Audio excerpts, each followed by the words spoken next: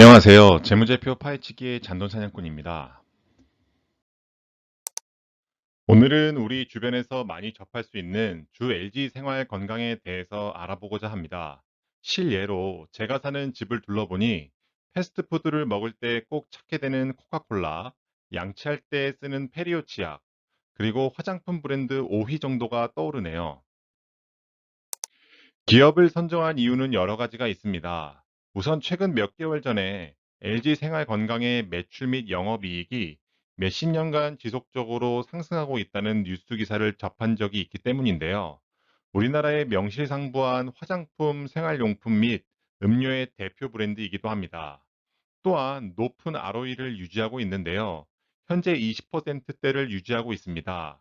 삼성전자가 반도체 초호황 사이클이 오면 ROE가 20% 정도 되는데 그렇게 비교해 본다면 엄청나게 높은 ROE를 유지하고 있는 것으로 알 수 있습니다. 또한 한류와 함께 한국의 화장품을 찾는 외국인도 늘어나고 있는데요.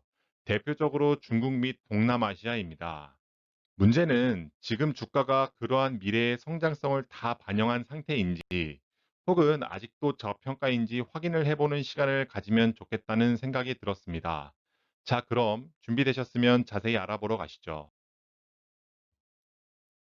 재무제표의 파트는 총 4개로 구성되어 있고 오늘은 파트 1, 회사 개요에 대해서 알아볼 예정이에요. 파트 1, 회사 개요입니다.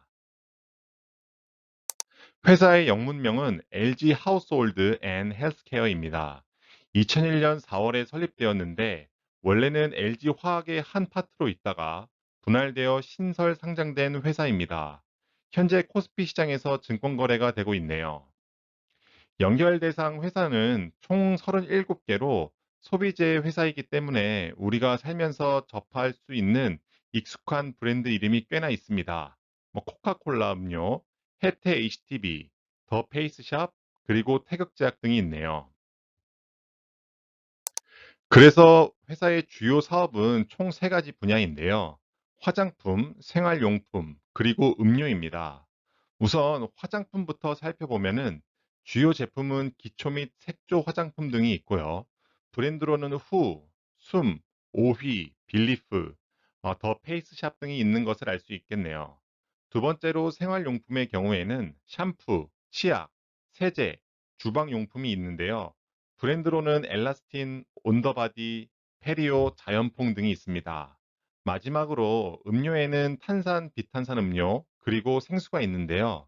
브랜드로는 코카콜라, 스프라이트, 판타, 파워에이드, 평창수, 토레타 등이 있습니다.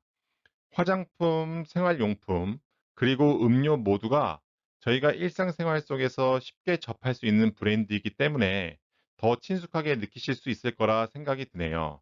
그러면 이 세 부문의 매출별 비중을 좀 더 살펴봐야겠지요. 어느 부문에서 돈을 더 많이 벌까요? 보시는 바와 같이 화장품이 전체 매출 및 이익 비중입니다. 화장품의 경우 56%를 차지하고요. 생활용품이 24%, 그리고 음료가 20% 정도를 차지하고 있습니다. 이렇다는 것은 한류의 틈을 타 해외 확장성이 크고 부가가치가 높은 화장품 시장을 더욱더 확장시켜야 LG 생건의 주가가 오를 수 있다는 것을 생각해 볼 수 있습니다. LG 생건의 주식 현황인데요. 보시는 바와 같이 보통주와 우선주로 구성되어 있습니다. 발행 주식수는 보통주의 경우 1,500만 주, 그리고 우선주는 200만 주 정도가 되네요. 자기 주식수가 보통주는 95만 주, 우선주 중 자기 주식수는 3,400주 정도이네요. 발행 주식수 대비 각각 6.1, 0.1%인데요. 보통주에서 자기 주식수 비중은 꽤나 높은 것을 알 수 있네요. 최대 주주 및 특수 관계인 주식 소유 현황을 살펴보면 여기 회사인 LG가 약 34% 정도 가지고 있는 것을 알 수 있습니다. 그렇다면 나머지 66%는 누가 가지고 있을까요? 보시면 아시겠지만 LG그룹이 32%가량 가지고 있고요. 국민연금이 7%, 그리고 프라이스 그룹에서 5%가 조금 안 되게 소유하고 있네요. 나머지 기타로 분류된 53.79%에는 개인 주주와 외국 기관 등을 합한 비율이라고 보시면 됩니다. 앞에서 살펴봤듯이 LG생건은 크게 화장품, 생활용품, 그리고 음료 시장에 역점을 둔 기업인데요. 따라서 각 사업 부문별 특성 및 시장 여건에 대해서 살펴볼게요. 우선 화장품입니다. 산업의 특성으로 내수 산업의 역량을 바탕으로 글로벌 사업 경쟁력을 강화해야 된다고 합니다. 매출 및 이익의 절반 이상을 차지하는 화장품 영역이 LG생건에서는 가장 심혈을 기울여야 하는 분야로 보여지는데요. 그래야 기업이 지속적으로 성장할 수 있겠죠. 바로 아래 성장성을 보시면 2008년 금융위기, 2015년의 메르스, 그리고 2017년의 사드 배치로 인해서 중국 및 동남아에 수출하는 비중이 주춤했다고 합니다. 지금은 코로나19로 인해서 해외에서 한국에 방문하는 관광객들에게 판매를 해야 하는 화장품 시장이 축소되었다고 하네요. 경기 변동의 특성 및 계절성을 보면 경기 동향에 민감하게 반응하는 시장이며 하절기에는 기초 스킨 제품 수요가 감소한다고 합니다. 아무래도 겨울이나 봄에 스킨을 더 많이 바르게 되기 때문이겠죠. 국내 시장 여건을 보면 모든 시장이 모바일로 재편되고 있는 과정에서 화장품 시장도 예외는 아닌 것으로 보여지네요. 과거는 대면으로 팔던 화장품이 이제는 인터넷으로 주문하고 소비하는 시대입니다. LG생건은 부가가치가 높고 브랜드 로열티 충성도가 높은 럭셔리 시장을 계속 확대시키려고 노력하는데요. 그 비중이 점차 증가하는 것을 알 수 있습니다. 18년도 기준 24%에서 20년도 기준 27%가 되었고, 그 반대급부로 가격은 싸지만 그래도 고급 브랜드랑 유사하게 괜찮은 제품을 메스티지라고 하는데 브랜드샵과 함께 점유율은 하락하고 있는 모습을 띠고 있다고 하네요. 정리하면 후, 숨, 오휘 등 고급 브랜드로 화장품 시장의 점유율을 확대하고자 노력하고 있다는 것을 알 수 있겠습니다. 다음으로는 생활용품 분야인데요. 산업의 특성으로는 치약, 샴푸, 바디워시 등 수요는 안정적이라고 하네요. 살면서 다들 쓰게 되는 제품이기 때문이라고 생각합니다. 하지만 위 분야는 중소기업도 진입이 용이한 시장으로 볼 수 있어요. 따라서 경쟁이 치열하고 쉽게 따라잡히기 쉬운 시장이라고 볼 수 있습니다. 따라서 성장성 측면에서도 큰 성장세를 유지하기 힘들 것으로 볼 수 있고요. 또한 생활 필수품이기 때문에 경기 변동의 영향은 상대적으로 적다고 합니다. 그럼에도 불구하고 불황이 장기화되면서 생활용품 시장도 시장 자체가 위축되고 있는 모습을 띠고 있다고 하네요. 그 뜻은 생활용품도 저렴한 것으로 구매하고 되도록 아껴 쓴다는 뜻이 되겠지요. 그럼에도 불구하고 LG생건은 8대 주요 카테고리에서 시장 점유율이 안정적으로 35%대를 유지하고 있는 것을 알 수 있습니다.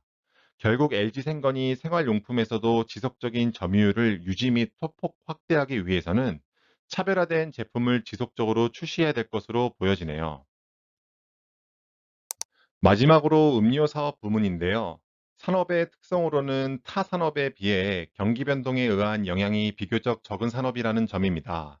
문제는 원재료의 상당 부분이 해외에서 수입을 해와야 하기 때문에 환율이 중요한 변수로 작용한다고 하네요. 성장성도 생활용품과 비슷한 경향을 띱니다. 음료 시장도 생활용품 시장과 같이 산업의 성장성보다는 이미 성숙된 시장으로 큰 매출을 기대하기는 힘들다고 볼 수 있겠어요. 따라서 브랜드를 차별화를 꾀하여야 할 것으로 보여지는데요. 최근 웰빙의 바람으로 비탄산 시장의 파이 자체가 커져서 어, 매출 자체가 증대되어야 할 것 같은데요. 그럼에도 불구하고 경쟁사의 진입이 워낙 많은 관계로 안정적인 성장은 힘들다고 보고 있습니다. 또한 음료 시장이 말씀드린 바와 같이 진입 장벽이 높지 않기 때문에 제약업체 그리고 유통업체에서 신규 진입이 활발히 이루어지고 있다고 하고요. LG생건은 시장 점유율은 30%에서 소폭 상승하고 있음을 알 수 있습니다. 경쟁 우위 요소라고 하면 우리에게도 너무나 익숙한 브랜드가 많다는 것이겠죠. 코카콜라와 스프라이트는 느끼한 음식을 먹을 때는 꼭 찾게 되는 품목이죠.